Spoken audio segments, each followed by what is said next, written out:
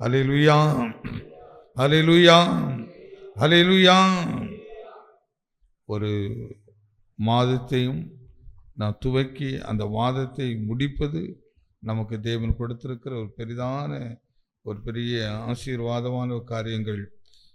நாம் திரும்பி பார்க்கும்போது எத்தனையோ பேருக்கு அந்த பாக்கியம் கிடைக்கல. ஆனாலும் நமக்கு ஒரு மாதத்தை பூரணமாக முடித்து ஒரு புதிய மாதத்துக்குள்ளே கொண்டு வந்ததுக்காக கரங்களை உயர்த்தி நாம் ஸ்தோத்திரம் பண்ணுவோம். ஸ்தோத்திரம், ஸ்தோத்திரம், ஸ்தோத்திரம், ஸ்தோத்திரம். அதுக்கு ஒரே ஒரு காரணம்தான், அவருடைய வார்த்தை உண்மை உள்ளதாக இருந்தது. அவருடைய வார்த்தை உண்மை உள்ளதாக இருந்தது. வாசிக்கலாம். நீதிமொழி புஸ்தகம் 28ஆம் அதிகாரம். நீதிமொழி புஸ்தகம் 28ஆம் அதிகாரம் 20வது வசனத்தை வாசிக்கலாம். உண்மை உள்ள மனுஷன் பரிபூரண ஆசீர்வாதங்களை பெறுவான். பரிபூர்ணமான ஆசீர்வாதத்தை பெறுவான். மீண்டும் சேர்ந்து வாசிப்போம். ஐஸ்வர்யவானாகிறதுக்கு நீ என்ன செய்யாத, அல்லது முற்பகுதி மட்டும் எடுத்துக்கிடுங்க. அந்த முற்பகுதி மட்டும் தேவன் நமக்கு இந்த மாதத்தில் கொடுக்கிற தேவனுடைய வார்த்தை, அல்லது தேவன் கொடுக்கிற ஆலோசனைகள், அல்லது தேவன் கொடுக்கிற புத்திமதிகள், அதை அப்படி எடுத்துக்கிடலாம். அதில் அற்புதமாக இந்த வார்த்தையை எடுத்து காட்டுகிறார். உண்மை உள்ள மனுஷன் பரிபூர்ண ஆசீர்வாதங்களை பெறுவான். கடந்த மாதமும் தேவன் நமக்கு கொடுத்த ஒரு வார்த்தை, தேவன் என்மேல் அன்பு கூர்ந்து என் சாபத்தை ஆசீர்வாதமாக மாற்றினார். என் சாபத்தை ஆசீர்வாதமாக மாற்றினார். அன்பின் சக்தி அது, அன்பின் வல்லமை அது. ஏன் வேதத்தில் தேவன் அன்பாகவே இருக்கிறார். அன்புக்கு தான் ஒரு சக்தியை நாம் பாவியை நேசிக்க முடியும். டிசிப்ளினாக இருக்கிறவன், சட்டத்தை பார்க்கிறவர்கள் பாவியை நேசிக்க முடியாது. அவர்கள் பாவியை வெறுப்பார்கள். ஆனால் அன்புள்ளவர்கள் இந்த பாவியை எப்படியாவது மேன்மையான இடத்துக்கு கொண்டு வர வேண்டும் என்று அந்த பாவி இருக்கிற இடம் வரை இறங்கி போக முடியும். அந்த பலன் அல்ல, அந்த ஆசீர்வாதத்தை பிதாவாய் தேவன் அன்பின் குமாரனாய் இயேசு கொடுத்து, இயேசுவானவர் நாம் எவ்வளோ தூரத்தில் இருந்தோமோ அவ்வளோ தூரம் இறங்கி வந்து நமக்கு அன்பின் கரத்தை நீட்டி தான் நம்மை தூக்கி எடுத்திருக்கிறார். அதனால் அன்புக்கு பெரிய சக்தியான பெரிய ஆசீர்வாதங்கள் உண்டு. கடந்த மாதத்தில் தேவன் அப்படிதான், நாம் தூரமாக இருந்தோம், ஆனால் அவர் என்னிடத்தில் வந்தார். அதனால் தான் அவர் என்னை நேசித்தார். நான் அவரை நேசிக்கல, அவர் என்னை அதிகமாக நேசித்தார். நேசித்தபடினால் அவர் யார் மூலமாகவோ அவர் எனக்கு என்ன செய்திருக்கிறார், இந்த சுவிசேஷங்களை கொடுத்து, இந்த சத்தியங்களை கொடுத்து, நம்மை மீட்டு எடுத்து, சோதனையில் விழுந்து விடாதபடி மீட்டெடுத்து, இந்த சாபங்கள்ங்கிறது வேதனை, இந்த வேதனையில் உட்படாதபடிக்கு தேவன் நம்மை விலக்கி காத்து கொண்டு வந்தார். அது சொல்கிறார், அவர் என் மேல் அன்பு கூர்ந்து அவர் என் சாபத்தை எல்லாம் ஆசீர்வாதமாக மாற்றினார் என்று தேவன் நமக்கு ஒரு ஆலோசனை கொடுத்தார். அதே போல் அற்புதமான வழிநடத்தலையும் கடந்த மாதம் அனுபவித்தோம். அநேகரை ஆசீர்வதித்துக்க நம்மை ஆசீர்வதித்திருக்கிறார். இந்த மாதத்தில் அவர் ஒரு சொல்கிற காரியம், யார் ஆசீர்வதிக்கப்படுவார்? உண்மை உள்ள மனிதன் தான் என்ன செய்ய முடியுமா? பரிபூர்ண ஆசீர்வாதத்தை பெற முடியும். அப்போ ஒவ்வொரு ஆசீர்வாதத்துக்கு முன்பாகவும் தேவன் ஒரு நிபந்தனையை வைக்கிறார். இந்த ஆசீர்வாதத்தை பாருங்கள், நீ பூரணமான ஒரு ஆசீர்வாதத்தை நாம் பெற வேண்டுமானால் உண்மையை கர்த்தர் மாதம் நம்மிடத்தில் அதிகமாக எதிர்பார்க்கிறார். இன்னைக்கு உண்மை பேசுகிறவர்கள் மிகவும் குறைவு. முடிந்தவரை எல்லாரும் பொய்களை பேசுகிறோம். உண்மை பேசுகிறவர்கள் மிகவும் குறைந்து விட்டார்கள். குடும்பத்துக்குள்ள கூட உண்மை இல்லை, வேலை செய்கிற இடத்துல உண்மை இல்லை, தேசத்தில் உண்மை இல்லை, சபைக்குள்ள உண்மை இல்லை. உண்மையை இன்னைக்கு பார்க்க முடியாத நிலைக்கு போய்கொண்டிருக்கிறது. ஆனால் இங்கே வேத வார்த்தை நமக்கு எப்படி இந்த காலத்தில் ஆலோசனை கொடுக்கிறார் என்றால், என் மகளை நான் இந்த மாதத்தில் உன்கிட்ட எதிர்பார்க்கிறது உனக்குள்ள ஒரு உண்மையை நான் எதிர்பார்க்கிறேன். உண்மையாய் நீ என்னை தேடணும்னு நினைக்கிறேன். உண்மையாக என் சத்தத்துக்கு செவி கொடுக்கணும் நீ. அதனால தான் நம்ம யோசுவாவில் படிக்கும்போது, நீ கர்த்தருடைய சத்தத்துக்கு உண்மையாய் செவி கொடுப்பாயானால், யோசுவா புஸ்தகம் 1ஆம் அதிகாரம் 8வது வசனம், இந்த நியாயப்பிரமாண புஸ்தகம் உன் வாயை விட்டு பிரியாதிருப்பதாக, இதில் எழுதியிருக்கிறவைகளின்படி எல்லாம் நீ செய்ய கவனமாய் இருக்கும்படி இரவும் பகலும் அதை தியானித்துக் கொண்டிருப்பாயாக. கவனமா இருக்கணும். அதாவது உண்மையா இருந்து இதன்படி செய்வதற்கு நம்ம பாருங்க, இந்த உண்மையை பாதுகாத்துக் கொள்ளணும். ஒரு வார்த்தை சொன்னால் அதை நிறைவேற்றுவதற்கு பிரயாசப்படணும். தேவன் சொன்ன வார்த்தை நிறைவேற்றுவதற்கு அவர் கவனமுள்ளவராகவே தான் இருக்கிறார். அவர் மிகவும் கவனமாக அவர் நடத்துகிறார். அவர் சொல்லுவார், நான் உன்னை விட்டு விலக மாட்டேன் அப்படின்னு நம்மோடு பேசியிருந்தால், அவர் உடன்படிக்கை பண்ணியிருந்தால், நீங்கள் அந்த வார்த்தை கேட்டிருக்கலாம். நான் உன்னை விட்டு விலகுவதும் இல்லை, உன்னை விட்டு கைவிடுவதும் இல்லைன்னு பிரசங்கத்தை கேட்டிருக்கலாம். அதனால் பைபிளில் வார்த்தையை படிச்சிருக்கலாம். ஆனால் அந்த வார்த்தை கர்த்தர் உங்களோடு பேசினாரா? கர்த்தர் என்னோடு பேசினாரா? அதை என்னோடு பேசலான்னு எடுத்துக்கொள்கிறோமா? இந்த காலையில் கர்த்தர் தான் பேசுகிறான்னு எத்தனை நம்புகிறோம்? கர்த்தர் தான் என்னோடு இந்த வார்த்தை குறித்து பேசுகிறார் என்ற ஒரு உண்மையை எதிர்பார்க்கிறார். உண்மை உள்ள ஜீவியத்தை என்று எதிர்பார்க்கிறார். இன்னைக்கு ஃபேமிலிக்குள்ள, நண்பர்களுக்குள்ள, சபைக்குள்ள உண்மைகளை என்ன செய்ய முடியதில்லை, பார்க்க முடியதில்லை. உண்மையாக பேசுகிறவர்கள் இன்னைக்கு பொதுவாக பாருங்க, நான் ஒரு பொய் சொன்னால் தொடர்ச்சி என்ன வந்துக்கிட்டே இருக்கும்? பொய் வந்து கொண்டே இருக்கும். ஆனால் உண்மையை பேசி பாருங்கள், தொடர்ந்து என்ன வந்துக்கிட்டே இருக்கும்? உண்மை வந்துக்கிட்டு இருக்கு. ஏன்னா உண்மை உள்ளவனுக்கு பயம் வராது. உண்மை உள்ளவன் திகில் அடைய மாட்டான். அதனால தான் உள்ளதை உள்ளதென்றும் இல்லாததை இல்லை என்றும் சொல்லுங்கள், உண்மையை பேசுங்கள் என்று சொல்கிறார். அவ கர்த்தர் சபைக்குள்ள இந்த மாதத்தில் கடந்த மாதம் அன்பை குறித்து பேசினார். அன்புக்கு இருக்கிற வல்லமை என்ன? அன்பு நம்ம எப்படி ஆசீர்வாதத்தை நடத்துகிறது? இன்றைக்கு உண்மை நமக்கு ஆசீர்வாதத்துக்கு நேராக நம்ம நடத்துகிறது. அப்போ கர்த்தருடைய சத்தத்தை நிறைவேற்றுவதற்கு கவனம் நமக்கு தேவை. ஒரு வார்த்தையை சொல்லிட்டான், அதை நிறைவேற்றுவதற்கு எவ்வளோ கவனமாக இருப்போம். இந்த உண்மையும் கவனம் ரொம்ப தூரமானது அல்ல, தூரமானது இருக்கு. அந்த கவனமாக இருப்பது தான் உண்மையாக இருப்பது. ஐயோ, இந்த காரியத்தை நான் சொல்லியிருக்கிற செய்யணும், இத்தனை மணிக்கு நான் இந்த இடத்துல இருப்பேன் என்று சொல்லியிருக்கிற இருக்கணும், இந்த காரியத்தை எப்படியாவது நிறைவேற்றி கொடுக்க வேண்டும், இவர்களுக்கு இது உதவி செய்ய நான் சொல்லியிருந்தேன், அதை செய்யணும், நான் கர்த்தருக்கு பயப்படுன்னு சொல்லியிருந்தேன், இனி பயந்து நடப்பேன், என்பது தீமையை விட்டு விலகுவேன் சொல்லியிருந்தேன், தீமையை தொடாதபடிக்கு அதில் கவனமாக இருந்து உண்மையை காத்துக்கொள்ளுவேன். ரொம்ப கவனம் தேவை. ஏனென்றால் கவனக்குறைவுகள் அதிகமாக வருகிற காலங்கள் இது. கவனத்தை திசை திருப்புற காலங்கள். சின்ன எக்ஸாம்பிள் சொல்ல பாருங்கள். நம்ம கையில் 1,00,000 ரூபாய் இருக்கிறது, கையில் இருக்கிறது. ஆனால் இந்த 1,00,000 ரூபாயை ஒருவன் திருட வேண்டுமானால் அவன் நம்முடைய கவனத்தை என்ன செய்கிறான்? திசை திருப்புறான்.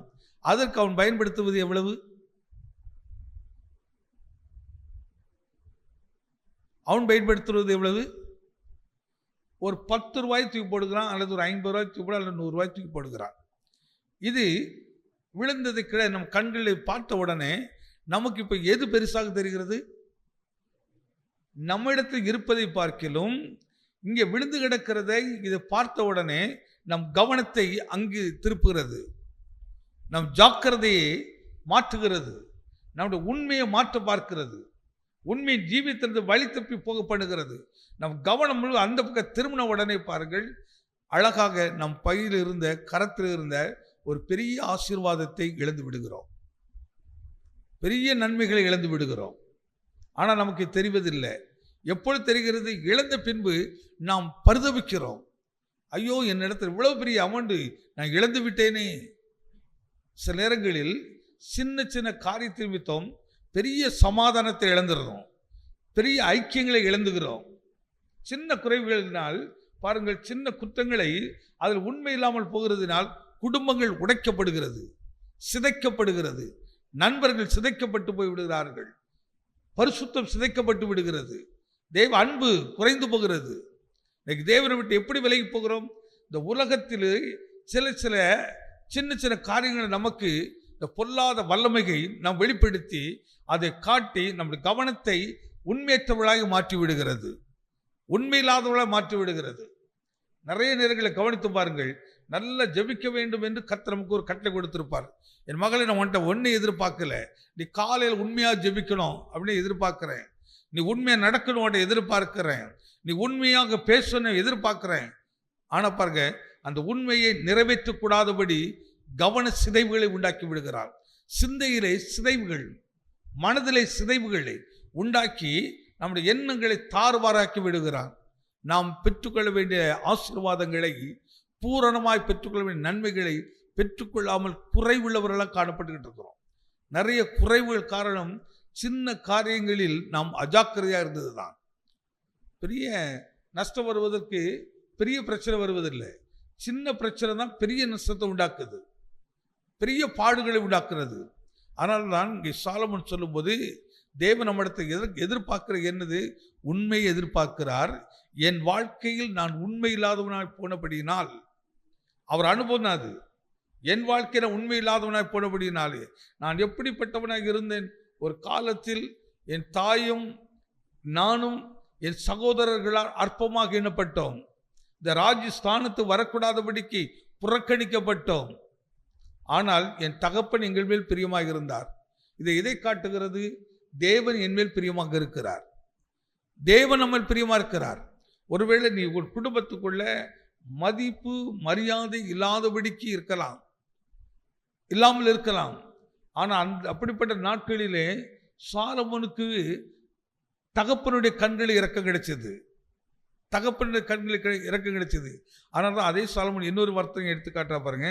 வாசிகள் நீதிமொழி புஸ்தகம் 12ஆம் அதிகாரம் 22வது வசனத்தில் அவர் இன்னொரு ஆழமான ஒரு பகுதியை எடுத்து காட்டுகிறார். பொய் உதடுகள் கர்த்தருக்கு அருவருப்பானவைகள், உண்மையாய் நடக்கிறவனையோ அவருக்கு பிரியம்.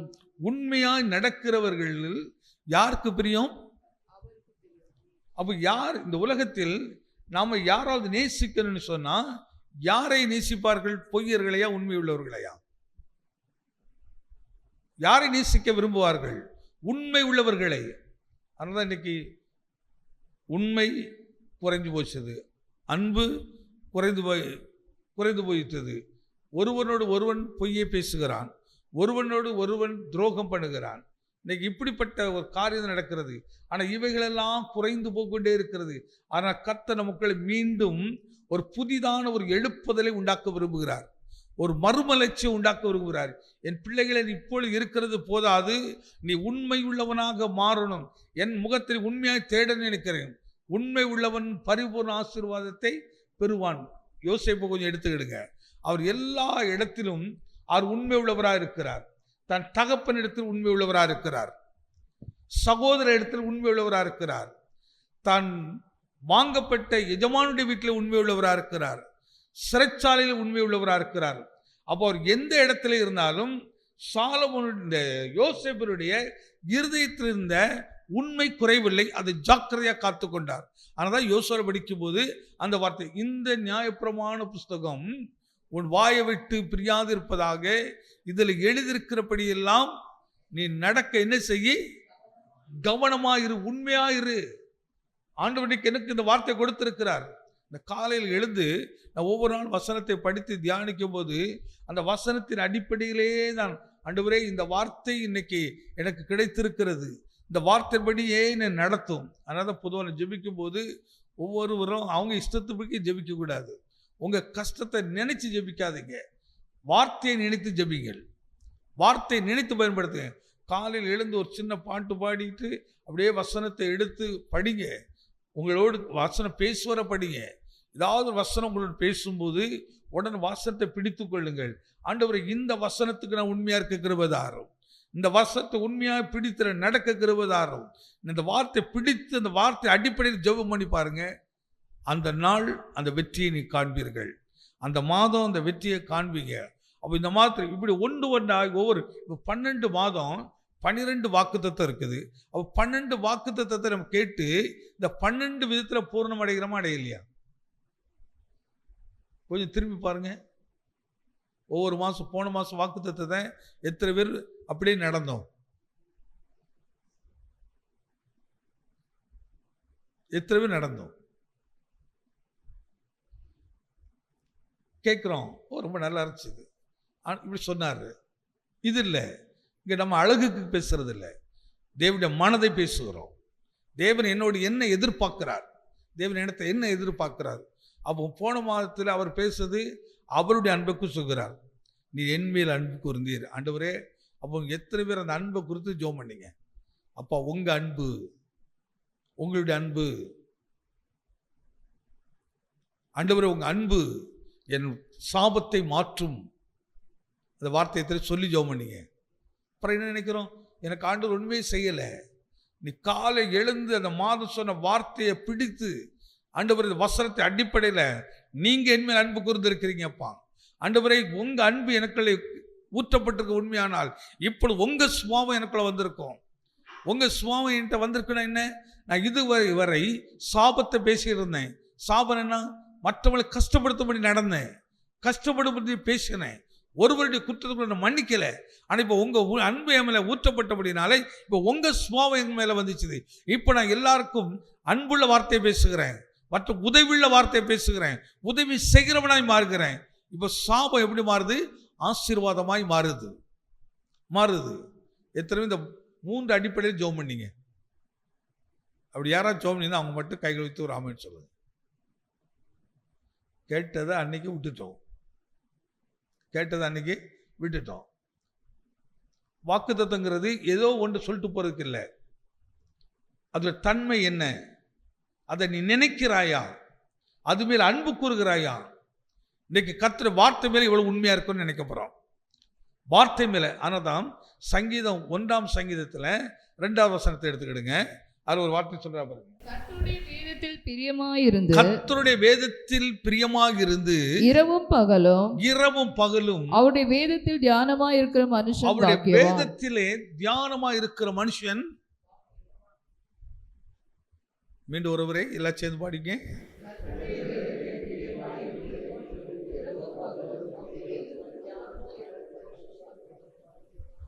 சங்கீதம் இந்த நீதிமொழிகள் 12 என்ன சொன்னாரு, உண்மையாய் நடப்பவர்களுக்கு அவருக்கு பிரியம். அப்போ உண்மையா நடப்பது யாருக்கு பிரியம்? அப்போ நான் உண்மைங்கிறது சாதாரண ஒரு விஷயம் இல்லை. கர்த்தரை நேசிக்கணும்னா அவர் என் மேல பிரியமா இருக்குன்னு சொன்னா அவர் எனக்கு கொடுத்த வார்த்தையில் நான் உண்மையா இருக்கிறது, கர்த்தர் எனக்கு கொடுத்த வேலையில் உண்மையா இருக்கிறது, கர்த்தர் கொடுத்திருக்கிற பொறுப்புல உண்மையா இருக்கிறது, கர்த்தர் எனக்கு என்ன கொடுத்திருந்தாலும் அத்தனை காரியத்தை பொறுப்பு உண்மையா இருக்கிறது. அதனால்தான் உண்மை உள்ளவன் பரிபூர்ண ஆசீர்வாதத்தை பெறுவான். பொதுவாக திருமணத்திலலாம் இதெல்லாம் பேசுவோம். ஒருவருக்கு ஒருவர் எப்படிங்க, உண்மையா இருங்க, எந்த சூழ்நிலையிலும் ஒருத்தருக்கு தான் மறைக்காதீங்க. இன்னைக்கு நிறைய விஷயங்கள் மறைச்சிரும், ஒழுங்காக பேசவே மாட்டோம். ஆனால் வேதம் அப்படி சொல்லலை.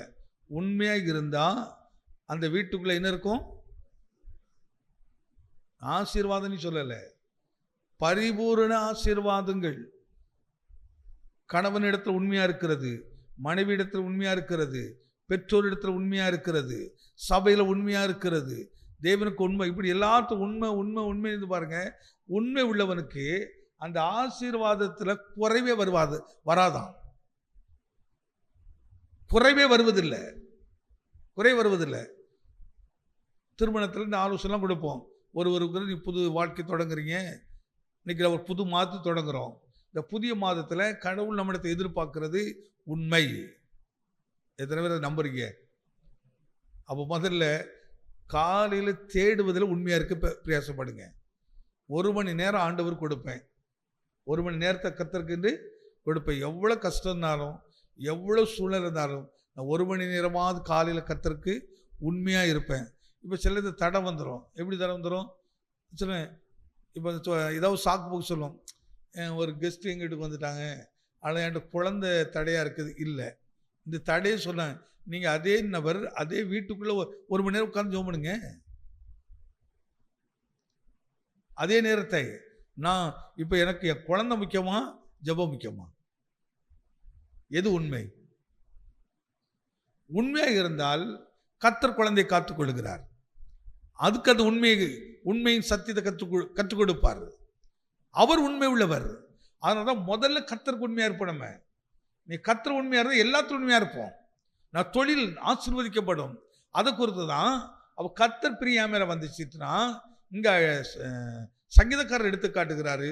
கர்த்தருடைய வேதத்தில் இரவும் பகலும் தியானமாக இருக்கிற மனுஷன் பாக்கியவான். யாரு தியானம் பண்ண முடியும்?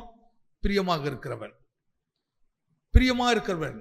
ஐயா, கர்த்தர் எனக்கு உண்மை உள்ளவராக இருந்தார், நானும் அவருக்கு உண்மையாக இருக்க விரும்புகிறேன், அவருடைய பிரியமாக இருக்க விரும்புகிறேன். அந்த பிரியம், அந்த அன்பு, இந்த உண்மை எல்லாம் ஒன்று கொண்டு லிங்கு. இதில் ஒன்றை கூட நீங்கள் பிரிக்க முடியாது, பிரிக்கவே முடியாது. இந்த 9ஆம் மாதத்தில் ஆண்டவரே எனக்கு உண்மை உள்ள ஜீவித்தை தாரும். அப்போ அந்த அழகாக எடுத்து காட்டுற பாருங்க. எனக்கு அந்த சங்கீதத்தை அந்த 2வது வசனம் ரொம்ப அற்புதமான வசனம். எல்லாரும் சேர்ந்து வாசிக்கலாம். கர்த்தருடைய வேதத்தில் பிரியமாயிருந்து இரவும் பகலும். பிரியமா இருந்தாதான் என்ன வருது? தியானம் வருது. தியானம் அப்படின்னா என்ன? தியானிக்கிறது என்ன? அந்த வார்த்தையோடு நாம் இணைந்து அந்த வார்த்தையோடு நம்ம நேரத்தை நினைச்சு கை கொள்ளுவது, அதை சொல்லிக்கிட்டே இருக்கிறது. நான் அதில் பிரியமா இருக்கிறேன். பிரியம் என்ன சொன்னேன்? அதில் உண்மையா இருக்கிறது. ஐயா, நான் தியானம் பண்றதுல உண்மையா இருப்பேன். உண்மை என்ன? கர்த்தர் சொல்றாரு, நீ பொறுமையா இரு அப்படிங்கிறாரு. உடனே நினைச்சு நமக்குள்ள பொறுமையின் சுபாவம் வரும். உண்மையா இருக்கிறாரு, உண்மையின் சுபாவம் வரும். உண்மை சுபாவம் வரும். கூடுமான மட்டும் நாம் யாவரோடும் சமாதானம் இருக்குன்னு சொல்லும். பிரிவினையை தேடாது, வெறுப்புகளை தேடாது, கசப்புகளை வெளிப்படுத்தாது. இந்த உண்மையான ஜீவியம், அந்த உண்மைக்கு அவ்வளவு பெரிய சக்தி. அன்புக்கு எவ்வளவு சக்தி இருக்குதோ அதே சக்தியை கர்த்தர் உண்மைக்கு உள்ள இருக்கிறார். அதுதான் நீதிமொழிகளில் நாம் படிக்கிறோம். அந்த அற்புதமாக தான் வாக்குதல் சொல்லி நான் முடிக்கிறேன். மீண்டும் ஒரு முறை வாசிக்கலாம். நீதிமொழிகள் 28ஆம் அதிகாரம் 20வது வசனம். உண்மையுள்ள மனுஷன், உண்மையுள்ள மனிதன் பரிபூர்ண ஆசீர்வாதங்களை பெறுவான். ஒரே ஒரு வார்த்தை. இப்ப நாம் உண்மை உள்ளவர்களா உண்மையற்றவர்களா?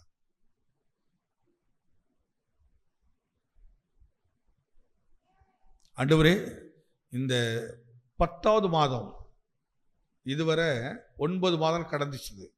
இந்த 10வது மாதம் நான் உண்மையாக இருக்க விரும்புகிறேன். உடைய வசனத்தில் உண்மையாக இருக்க விரும்புகிறேன். இந்த வசனத்தை கீழ்ப்படுகிறதுல உண்மையாக இருக்கிறேன். பிரமாணத்தை கைக்கொள்வதில் உண்மையாக இருக்கிறேன். கர்த்தர் சொன்னதை மட்டும் செய்ய உண்மை உள்ளவனாக இருக்கிறேன். நான் சொல்கிறேன், உண்மை உள்ளவன் பரிபூர்ணமான ஆசீர்வாதத்தை பெறுவான். இன்னொரு இடத்துல சொல்கிறார், கொஞ்சத்தில் உண்மை உள்ளவனை. அப்போ மேலான இடத்துக்கு வரணும்னா இப்ப தப்பு பண்ணி மேலே வரலாம், ஆனால் உண்மையா இருந்து மேலே வரலாம். உண்மை உள்ளவனை அநேகருக்கு அது நீ மேலே வரணும் விரும்புறது இல்லை, ஆனால் என் தேவன் என்னை உயர்த்துவதற்கு அவர் விரும்புகிறார். நான் விரும்பல, நான் ஒன்னே விரும்புகிறேன். என் ஆண்டோட வார்த்தைக்கு உண்மையா இருக்க விரும்புகிறேன். நான் அவரை உண்மையை பேச விரும்புகிறேன், உண்மையை பார்க்க விரும்புகிறேன், உண்மையை நடக்க விரும்புகிறேன், உண்மையானதை செய்ய விரும்புகிறேன். அப்போ உண்மையை அவ்வளோ பெரிய ஆசீர்வாதம். அதெல்லாம் சொல்ல, உண்மை உள்ளவன் ஆசீர்வாதமாக இருப்பான்னு சொல்லலை, பரிபூரண. அப்போ ஒரு குறை இல்லாத ஒரு மேன்மையான நன்மையை கர்த்தர் நமக்கு வைத்திருக்கிறார். இந்த மாதம் பூரண ஆசீர்வாதத்துக்கு நேராக. அதனால தான் நம்ம ரெட்டிப்பாடு ஒன்று ஸ்பிரிச்சுவல் ஆசீர்வாதம் வர வர இந்த வெளி ஆசீர்வாதம் தானாகவே வரும், தானாகவே நமக்கு உண்டாகும். இந்த உண்மைக்கு ஒரு சின்ன சம்பவத்தை சொல்லி முடிக்கிற பாருங்க. எம்ஏ ஜேக்கப் எல்லாத்துக்கும் நமக்கு தெரியும். யாராவது தெரியாதவங்க இருக்கீங்களா? ஈவினிங் பஜாரில் போனீங்கன்னா எம்ஏ ஜேக்கப்னுட்டு 2-3 கடை இருக்கும். அவங்க பெரிய பெரிய குடோன்லாம் நிறைய வச்சுருக்கிறாங்க, நிறைய அங்கெல்லாம் வைத்திருக்கிறாங்க. அவர் பெரிய பணக்காரெலாம் கிடையாது, சாதாரண ஒரு மனிதர், வேலை வெட்டி இல்லாமல் சுற்றி தெரிந்த ஒரு மனிதர் தான். ஆனால் ஆலயத்தை சுற்றி சுற்றி வந்தவர். ஆலயத்தை ஒரு நாள் ஒரு ஊழியக்காரர் தான் அவருக்கு ஒரு சின்ன பணத்தை கொடுத்து, நீ இப்படி வேலை வெட்டி இல்லாமல் இருக்கிறீங்க, இதை வச்சு நீ ஏதாவது ஒன்று பண்ணிக்க அப்படி என்று அவருக்கு ஒரு சின்ன காசு தான், கொடுத்து இந்த பாய் வியாபாரம் பண்ணக்கு கற்று சொன்னார். அவர் பாயை வாங்கி சைக்கிளில் வச்சு வியாபாரம் பண்ணினார். இன்றைக்கு சென்னையில் முக்கியமான இடத்துல எவ்வளவு வியாபாரம் பண்ணுகிறார் பாருங்கள். உண்மைக்கு சொல்கிறேன், உண்மை உள்ளவனை ஆசீர்வதிப்பாரா ஆசீர்வதிக்க மாட்டாங்க. நமக்கு தெரிந்த ஒரு சாட்சி, தேவனுடைய வீட்டில் உண்மை உள்ளவர்கள். இதை குறித்து நிறைய சொல்லலாம், சண்டே தொடர்ந்து இதுக்குரிய காரியத்தை சொல்கிறேன். அப்போ நீங்கள் எந்த இடத்துலையும் உங்கள்கிட்ட என்ன வேலை கொடுத்தாலும் உண்மையாக இருங்க. உங்கள் குடும்பத்தில் நீங்கள் உண்மையாக இருங்க. உங்கள் மைண்டில் இருக்கிறதையும் செய்யணும் யோசிக்காதீங்க. உங்கள் விருப்பத்தை நிறைவேற்ற நினைக்காதீங்க. அது தூக்கி துறை போட்டுரு. ஆண்டவரை நீங்கள் என்ன சொல்லுகிறீர்களோ அதில் உண்மையாக இருப்பேன்.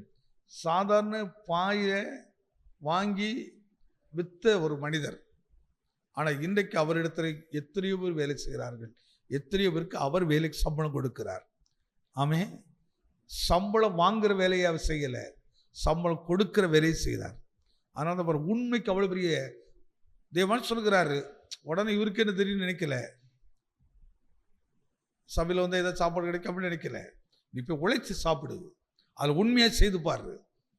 உண்மை உள்ளவனுக்கு கர்த்தர் துணையா நிற்பார், கர்த்தரை துணையா நிற்பார். இந்த மாத கடவுள் உங்களுக்கு துணையா வரப்போறாரு. அவர் உங்களுக்கு பக்கத்தில் இருக்கிறாருங்க, கரத்தை பிடித்து கொள்ளுவாருங்க. நீ கையிட்டு சேர்ப்போற வேலையை ஆசீர்வதிப்பாரு.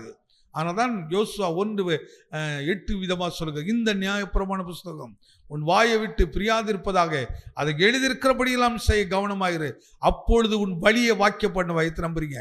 உன் வழி ஆசீர்வதிக்கப்படும், நீ போகையிலும் வருகையிலும் ஆசீர்வதிக்கப்படுவாய். ஆண்டவரே, இந்த வழி உனக்கு பிரியந்தானா? இந்த வழியில் நான் உண்மையாக நடப்பேன் ஆண்டவரே, என்கிட்ட கொடுத்துருக்கிற உண்மையாக இருப்பேன் ஆண்டவரே.